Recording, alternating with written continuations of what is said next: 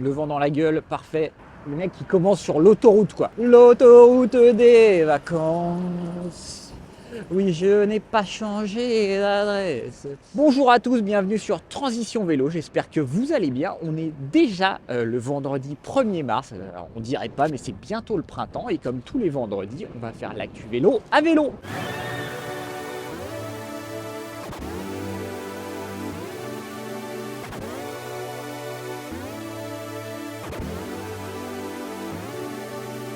Avant de commencer l'actu, petit rappel, n'hésitez pas à vous abonner à la chaîne et activer les notifications pour être au courant de toutes les vidéos qui sortent sur la chaîne. On commence cette actu par la ville de Denver aux États-Unis qui a mis en place une subvention de 200 $ par mois pour les gens qui font du vélo. Des dommages à hauteur de 1 $ par miles parcouru. Donc 10 miles par jour sont à peu près 16 km, on va dire, pour aller au travail sur 20 jours ouvrés. On a la subvention, c'est quand même quelque chose qui est très limité aux États-Unis, puisque ça concerne une centaine de personnes par trimestre. C'est réévalué chaque trimestre. Ça reste quand même très peu de gens pour une ville comme Denver, mais ça montre que la ville, en tout cas, fait des efforts pour encourager les gens à faire du vélo, à abandonner leur voiture. Le vélo qui répond à deux problématiques, faire baisser les émissions de CO2 de la ville et également lutter contre l'obésité aux États-Unis en proposant aux gens de faire du sport. La France n'est pas en reste, puisqu'en France, on a le forfait mobilité durable qui intègre l'indemnité kilométrique vélo qui est de 25 centimes par kilomètre. Le forfait mobilité durable qui est maintenant défiscalisé à hauteur de 500 € par an. Donc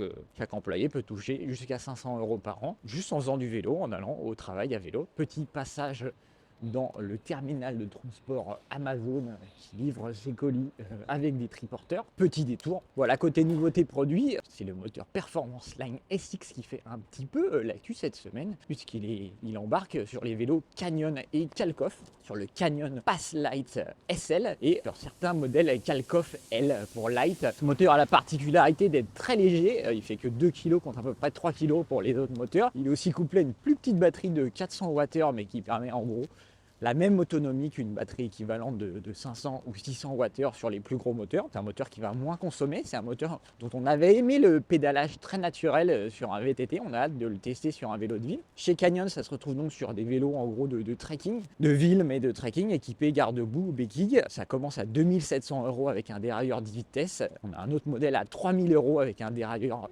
XT, 12 vitesses et digital télescopique. Et Canyon propose aussi, oh je ne peux pas passer, c'est inondé.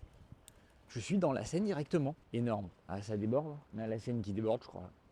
Demi-tour. Chez Canyon, on a aussi le Pass Light On Super Light qui pèse uniquement 17 kg contre 20 ou 21 kg pour les autres modèles. Des composants encore plus haut de gamme, mais il est dépourvu de garde-boue. Chez Kalkoff, on a à peu près les mêmes modèles, mais ça va être plus cher. Ça va commencer à 3500 €. Kalkoff qui se démarque surtout avec le modèle Image, qui a un cadre ouvert, une transmission par courroie et un moyeu Nexus avec 7 vitesses intégrées qu'on retrouve pas chez Canyon. Donc voilà, ça peut être très agréable. On sait que la courroie, c'est sans entretien et le moyeu moteur à vitesse intégrée, c'est également sans entretien. C'est très peu de réglages. Voilà, c'est très confortable en ville. On a d'essayer ce moteur sur des vélos de ville parce qu'il est très agréable et il permet un pédalage très naturel. On n'a pas vraiment l'impression d'avoir de l'assistance.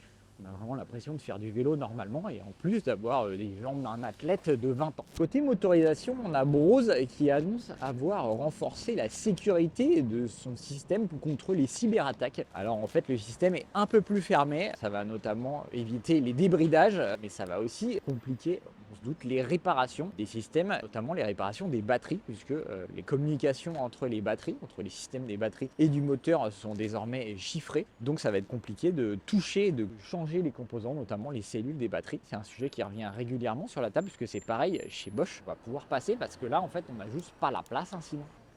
Tu connais, c'est pareil. On a le constructeur Bosch qui avait déjà limité la réparation de ses batteries avec ses nouvelles batteries PowerTube, qui sont désormais pas réparables. Merci.